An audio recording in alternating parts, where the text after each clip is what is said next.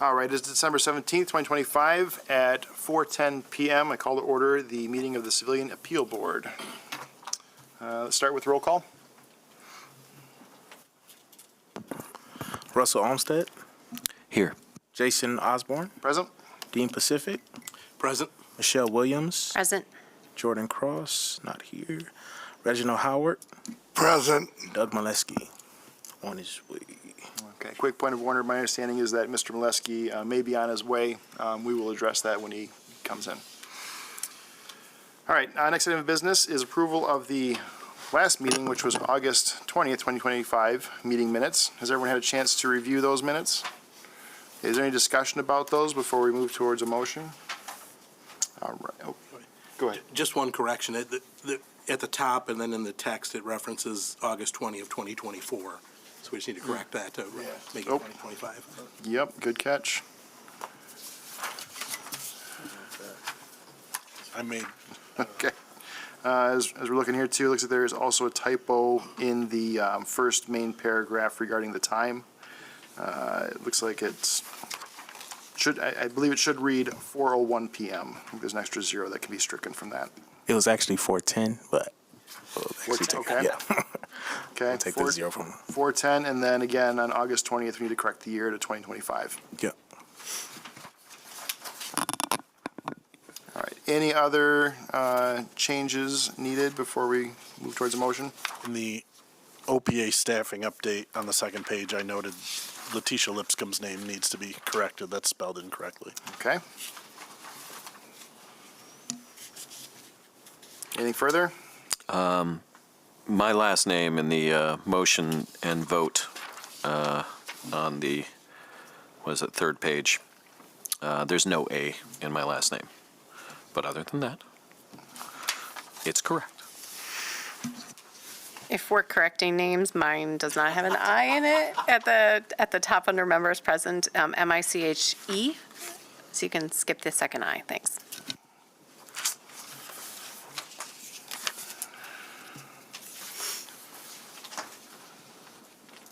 All right, I appreciate those revisions, and I would emphasize, I think it's important that people's names be spelled correctly, especially in official documents such as this. So, any other revisions of note? Okay, seeing nothing further, do I have a motion? So moved? All right, and for the record, the motion would be to approve the minutes as amended. Is there a second? Second.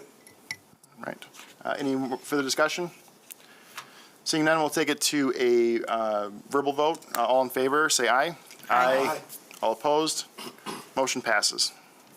All right, next order of business is the board liaison report. Thank you. My name is Nick DeReich. You may have noticed that I am not Brandon Davis. I do have a couple of things. The first thing is we do have two pending appeals right now. Obviously, the first one was planned to be heard today, and there were some delays in that, so that'll be moved to the next meeting. The other one we are still waiting on materials for, so hopefully that will be heard in the coming months. The other item that's relevant to today, we have the letter for the CAB report. That's normally an annual report. Last year, we approved a 2022-2023 biennial report. Due to the fact that we're now done with 2025, we're going to make this a 2024-2025 biennial report with the intention of making it an annual for 2026 moving forward. And that's it. All right, sounds good. Moving along to item number 5, speaking of which, the proposed letter for the annual report, or the biannual report in this case. Has everyone had an opportunity to review this letter? Okay, is there any, I guess a point of order, is there any action we can take with respect to this letter as far as approval from the board with 4 members present currently? 1, 2, 5. No, disregard. We do have a quorum. I apologize.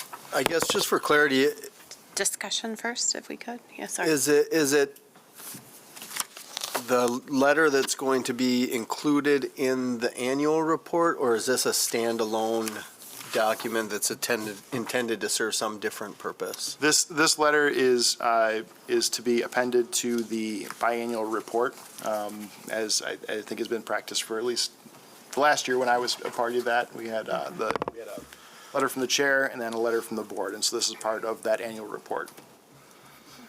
All right. I think that takes care of the administrative issues. Do we have any discussion about this letter? Just wanted to point out a couple things. Russell and I were part of a subcommittee to take a quick look at the draft that was provided by OPA, which was a great starting point. A couple limitations that we discussed when we were reviewing it. One, we did not have the annual report with us when we were reviewing it, and we thought that it should be reviewed one more time with that present. Little difficult to make sure that, things all aligned when we didn't have that at the time. I think that was the big one I wanted to lift here today. Okay, I think that makes sense. And I think the approval for today would be to put it into the draft, and then we would have a separate approval for the report itself. So I think we have an opportunity to review this one more time before it ultimately gets published, so. And largely, we kept with the language that was prepared for the board and moved a few things around, but it was a really great draft for us to work from, so Okay, all right. Well, that's good kudos to the team on that. Right. That's good to hear. I would recommend, I don't know that you take action on it today. That's your prerogative, but I think it might confuse things if you approve it today and then you also approve a next version. I think you guys are doing great due diligence to have conversations around it and maybe tweak it as you get closer to the final approval of the annual report. But for consistency, I don't think we've ever approved the letter independent of the report. The report is one final document Okay. that the board considers all at once. Well, my thought was to take a vote on putting this as part of the draft, but I think what we can do is leave it as a discussion today, if that's what the board prefers, as to any revisions or edits need to go into this, and then save any kind of vote for the final report when that comes out. So I've had a chance, for what it's worth, I've had a chance to review this. I think it's perfectly fine the way it is. I don't have any recommended changes. And if anyone else has any things they think should be stricken or added or otherwise revised, I ask you to speak up now. Yeah, I just had a couple thoughts on it, and then obviously it'll carry over to the next meeting, but I had two thoughts as I reviewed it, and one of those is whether we have the authority to issue policy recommendations on this board. And I went back and looked at, our city commission policy, it was at 800-02, and we have a very limited jurisdiction here where we do appeals. It's, it's in the name and it's in the granting of authority from the commission, and so it says that we're supposed to review appeals that are filed and the finding of facts from the GRPD based on the record established. And, we don't have authority to do investigations. We don't have authority to recommend or impose discipline or all these other things. And so I do have some question about what authority, if any, we have to make policy recommendations to whoever we're making these to. I don't know if it's to the department or the city commission. And then my other maybe related question or concern was the basis for, we talk about in the draft letter practices and recurring issues in I think a biannual report that's going to cover, I believe, one appeal. If my memory serves, I think we've done none this year and one at the end of 2024, and I think the last one before that was in 2023. And so I'm not sure that we have a good factual basis to make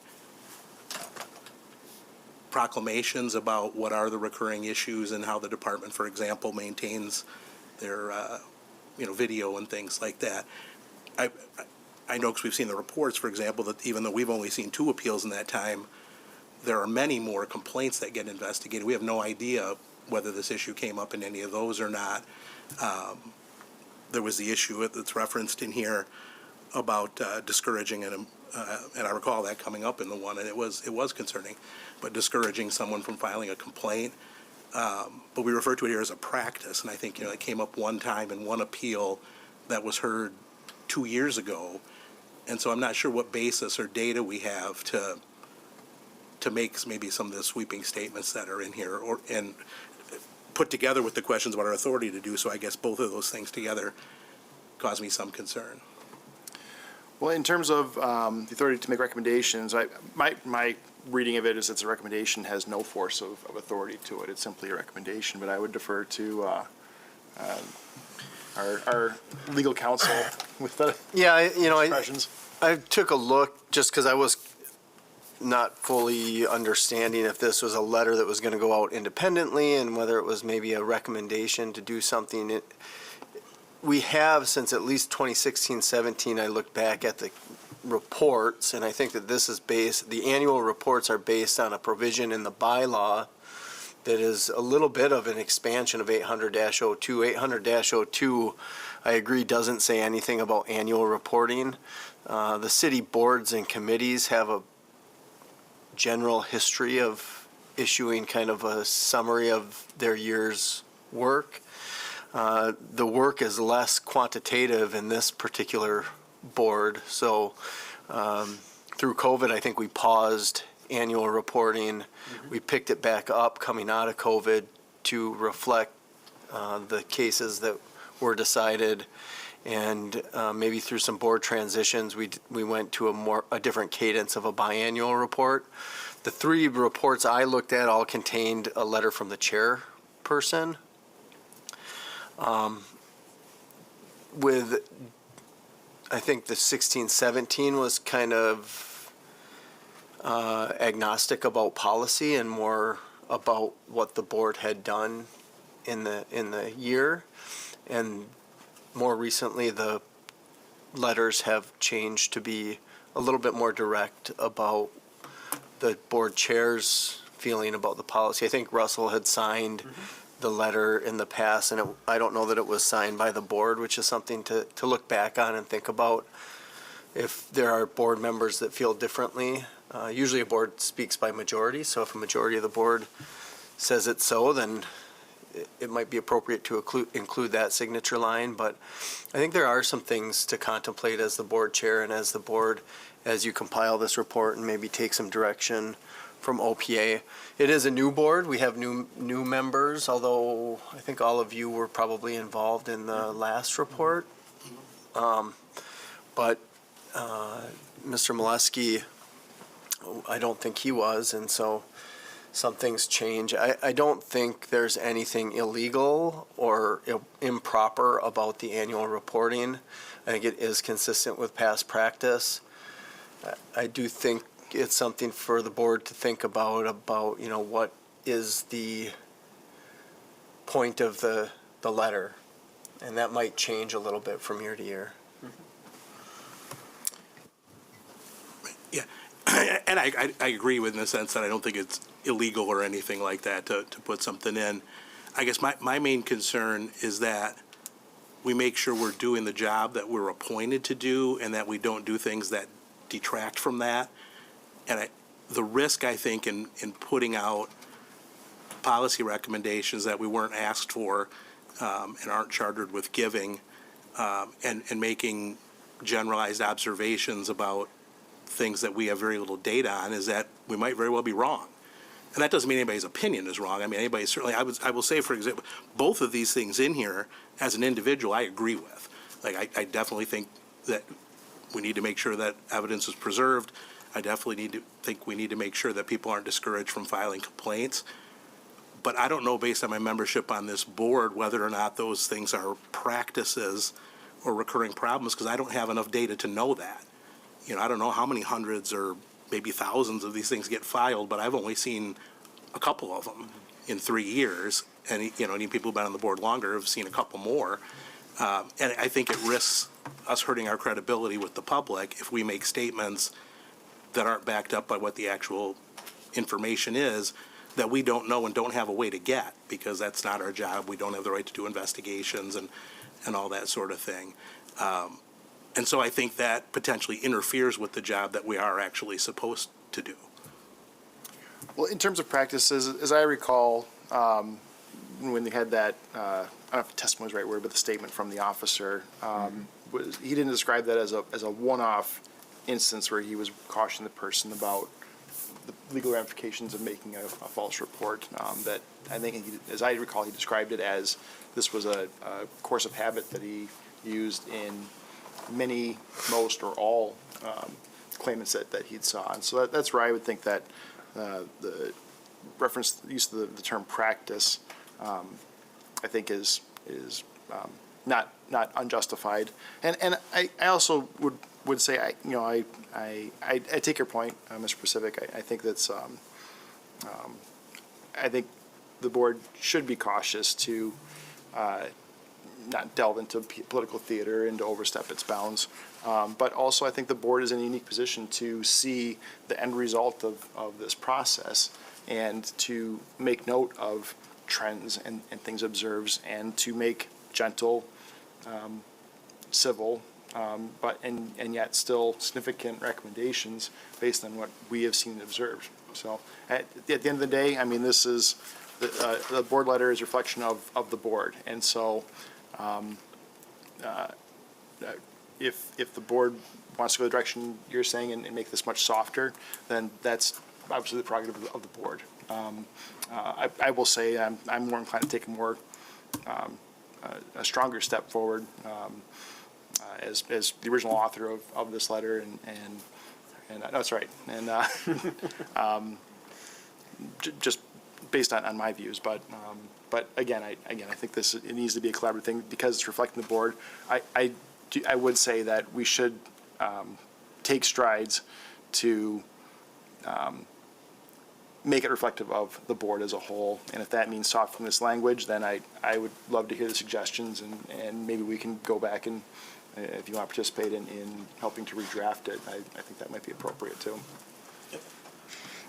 I would say, Dean, that was part of what Russell and I were talking about. We were concerned not having the data in front of us as we were doing it.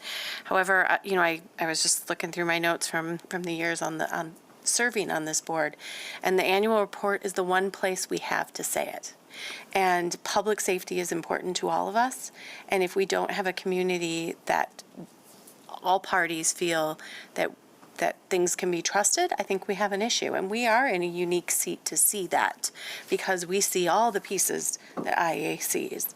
And so I would encourage us as a board to use that bully pulpit in a way that can help support our city. And so, but yes, to your point, we need to be particular about our verbiage. So. Yeah, and, go ahead. I was just going to say, I appreciate the comments, and I'm happy to be involved with that, and I always, as always, remain open to being persuaded, on what the right way, right balance is. Yeah, I just want to echo the comments that have already been made as a portion of the subcommittee that was looking at the original draft that you provided. And, we were trying to be deliberate in how we phrase these sorts of things based on the experiences that we've had on the board and what we've seen on the board throughout the cases that you've been a part of, but also before. And, I'm also open to discussion about making sure that it is representative of everybody's voice and vision as a board, as a letter from the board.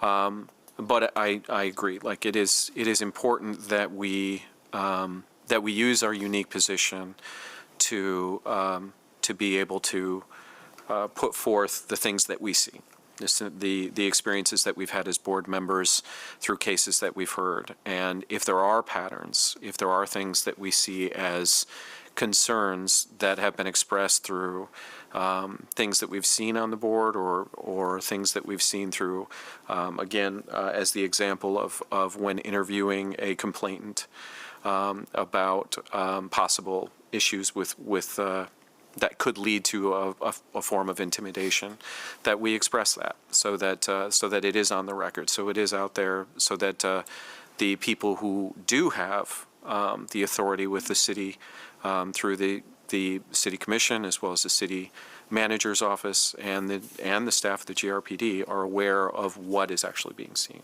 and the outcomes that can actually be made from the policy practices and procedures as they interact in real time with the community. So, Mr. Howard, do you have anything to add? Thank you. I agree that when I read it, this was very much needed. I don't know, I listen to our community, and I have listened to some of our city commission meetings, and I think going back, our voice needs to be heard as far as our position and what we do here. And I think this is right on to me, because I love the way that we let people know that we're doing the job that we're asked to do, but we're also seeing what we would like for our city to see, that the recommendations, that's all it is, it's a recommendation, but it lets them know that we're doing the job. And I was very pleased when I read that this morning. Mr. Durek, do you have an idea of when we'll have a draft of this report for the board to review and approve? With budget season coming up, maybe February or March? Okay. Here's what I would propose. I appreciate the discussion here. I think it's impossible to make any revisions in a full board here. So when I had first formed the subcommittee, I had done so with the intention of having 3 people on that committee. We only had 2. But Mr. Pacific, if you would be so kind to join and meet with the other 2 members in the next month or 2 and work on the language and see if you guys can come up with something that everyone can agree to. Absolutely. Sure. Happy to. I would propose we wait for the report so we can do it in one sweep, just for efficiency, if we could, please. Is it possible to get an advanced copy of the draft report before it's brought to the committee for review and approval? I'm sure we can do that. I'm going to use what's been submitted so far just as the placeholder in the report, and then edit as you see fit. Well, let's do this then. Mr. Drake, if you can confer with the subcommittee, provide them the materials they need to be able to revise and redraft this letter if needed, and then you all can do your thing and come up with a revised draft to your liking, and then we can, and I think at that point, the next move would be to present the report with the revised proposed draft of the letter from the board, and we could just vote on it then. Does that sound fair? Yes. Okay. All right. I don't think there's anything further to do on there, no vote or anything on that, so I think that'll take care of that unless anyone has any other comments or discussion about this. All right, great. The next item of business is the scheduling of appeals. Tell me about this. My understanding was we wanted to leave that on. I thought that was yours, Oh, I see. that you wanted to discuss any issues around that. Oh, okay. Well, I think it was going to be, I had notes here for open discussion, but we can address this now. I guess my concern is that we had an appeal scheduled for to be heard today. My understanding is that there were some administrative snafus that took place that didn't allow that to happen today. I'm also concerned that, our minutes from August 20 mention this appeal as being distributed by the next meeting or the meeting after, and it has now been several more meetings. We have cancellations in the meantime, which I will take responsibility for. I don't think there's a reason for the board to meet if we don't have business to address. But that said, I think it behooves us to address these appeals in a timely fashion. Now, my understanding is that there were some administrative issues, which I 100% understand. It is perfection is impossible, and we cannot demand that. And like I tell my kids, I don't judge you by the mistakes you made. I judge you by what you do in follow-up. So through my discussions with members of the Office of OPA, it sounds like those issues are being addressed. And I guess I'd only comment that I appreciate the efforts that are being made, especially when things don't go 100% correctly. And I just expect you to do as you continue to do, and to make things right so that we can function as a board and address these appeals in a timely fashion. Lecture mode off. Anyone have any comments or any issues that they'd like to bring up in regards to this? Yes, I mean, I'm sure all of us are, as you said, like, these things can happen as far as issues leading up to these, especially at this time of year. It is frustrating because of the fact that at our August meeting, we were told that we were going to be hearing this. And from my personal perspective as a board member, that's frustrating. But it's also frustrating from the perspective of the appeal was received 6 months ago today. And when we say that we need to do this, like in our bylaws in a timely manner, we need to work to adhere to that. And whatever we need to do to change that, I think we should explore. I don't feel it's. I just want to say, publicly as well to the complainant, the appellant, that that's got to be frustrating, and I share that frustration. Obviously, not at the same level as you, but that I believe that we owe it to the community for which we're on this board to try to help and serve for, that we handle this, we don't allow this to happen again. I think that there are ways that we can do that. I know when we originally were looking at bylaw changes, there were ideas around that. We didn't necessarily settle on it from an idea of not having authority around these things. But considering this, I have a couple of bylaw ideas that I would like to propose to the board that I will be sending out today after this meeting to the board as well as OPA for us to possibly review and discuss to see if people are comfortable with. They're around cancellation of meetings and notice of cancellation of meetings, as well as timelines for making sure that materials are distributed to the board before we can hear an appeal. And that way we know if that timeline is not possible, that it's just not possible to have that appeal at the next meeting. And that is not creating a requirement that it must be done, but simply saying if it's not done, then we can't have the appeal.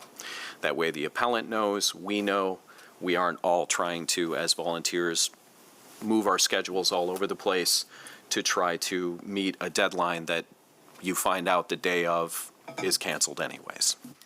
Like I said, I'll be sending those out. It's two separate proposals, one around cancellation policy of giving notice to the board members and everyone of at least a week on cancellation, and then 2 weeks prior to a appeal that we receive the packets of information. So, thank you. All right. Thank you, Mr. Olmsted. Anything else? Okay. The next item of business is old business. I will note from our last meeting, there was a review about a letter to the chair of the city manager's office regarding the term of office for membership. I think we sent that coming up on a year ago. Yep. Has there been any progress on checking the status of what happened to that letter? So we've talked to them. They're still working on it. Last time I talked to them, the excuse they gave was that it was election season. So I don't have an update on that one. So, It seems to be a regular cycle. yeah, so we'll see. All right. Let's, okay. So by their, what was your word you used? They're looking at it, or they're reviewing it, or?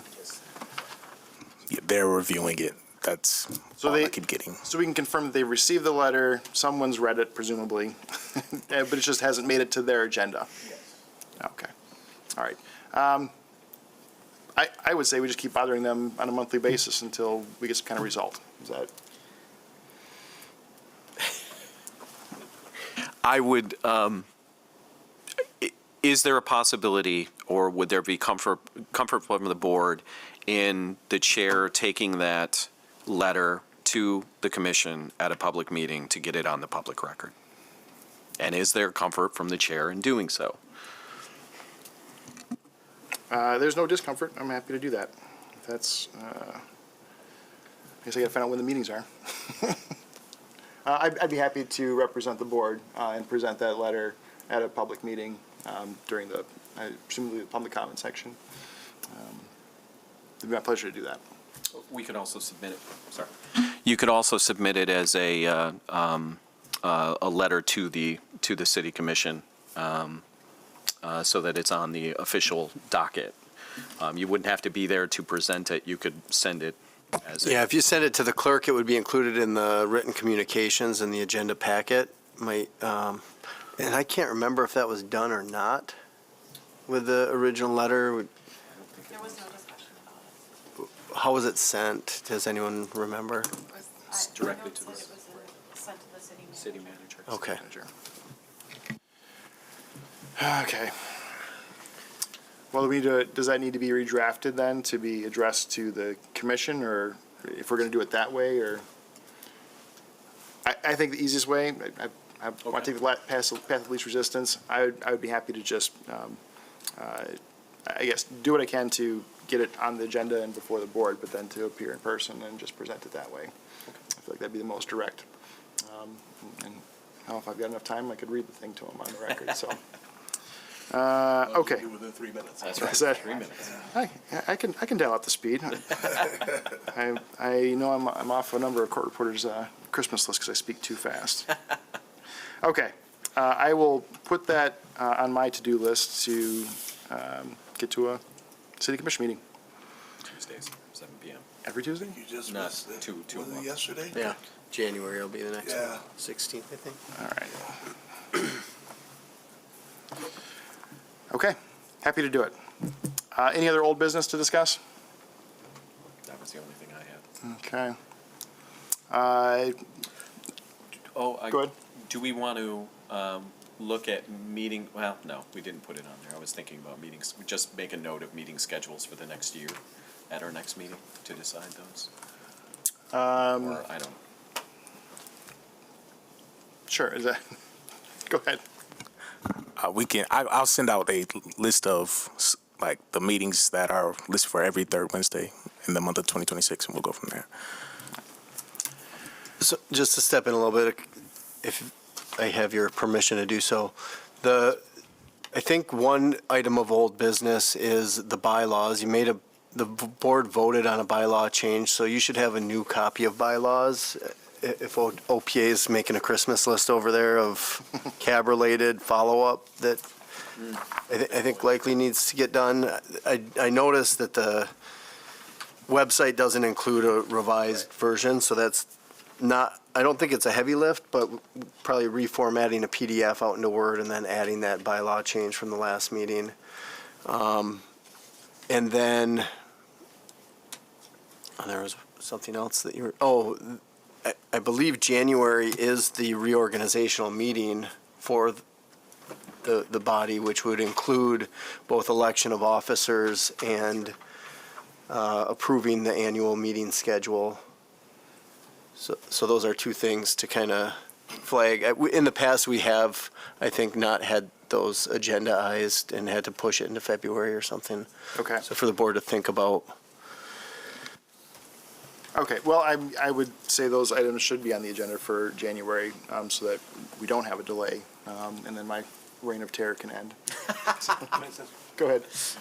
On the question of the meeting schedule too, I don't know if there's anything, I don't recall anything either in the commission policy or our bylaws that require a monthly meeting, and I'm wondering if that's something that we might want to look at as we do the next, because it seems to me that we have, and this kind of relates to some of the other bylaws you were talking about, we have a high number of meetings that end up getting canceled because there's nothing on the agenda, because there's just, the fact is, there's just not that many contested cases each year, and that's the primary thing that we do. But I think it sometimes creates scheduling difficulties, because everybody blocks out this time on their calendar and, turns down other appointments and things like that, and plans around.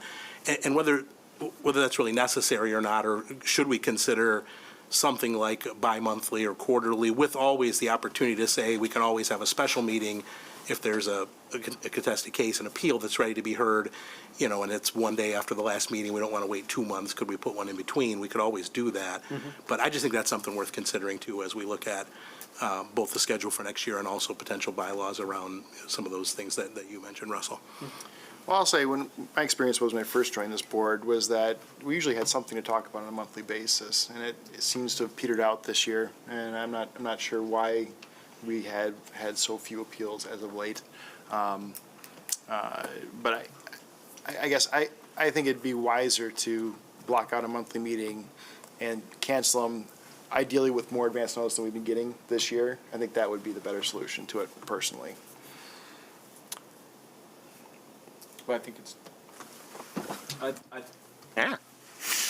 I think it's a good idea to have that as a topic of discussion, though, you know. I just sent out that, the bylaws, to everyone. So, I mean, it's something, like I said, I was hoping that we can discuss in perhaps the next meeting, but if we're having an appeal, maybe it's not best at that meeting, maybe it's best at the following. But whenever that discussion is had, possibly have that discussion at the same time, so. Sounds good. All right, any other old business? All right, seeing none, moving on to open discussion. Anything for open discussion? I'm going to use this opportunity to glom on it with a thought that I had about your previous mention of the bylaws. I think it's prudent. I appreciate your hard work in taking the initiative to do something like that. Look forward to reviewing it and discussing it. I would say that in the interim, a 2-week deadline or advance notice to make a decision regarding a meeting would be beneficial as a simply administrative thing by OPA. I think it'd be on top of that and send out those emails to discuss the viability or what would be discussed at a hearing more than a couple days before the meeting itself. I think would be beneficial and perhaps address in the interim what a bylaw change might intend to address. So that would be my suggestion. Any other open discussion? Okay, seeing none, public comment. Okay, so we have one person in the bleachers, so to speak. If you have anything to bring before this board, now's your time to do it. I'm not here for public comment. I'm with Labor Relations Services. Very good. Okay. All right. That will take care of public comment, and which brings us to our final agenda item, which is adjournment. Thank you, everyone, for taking the time today. We are in adjournment.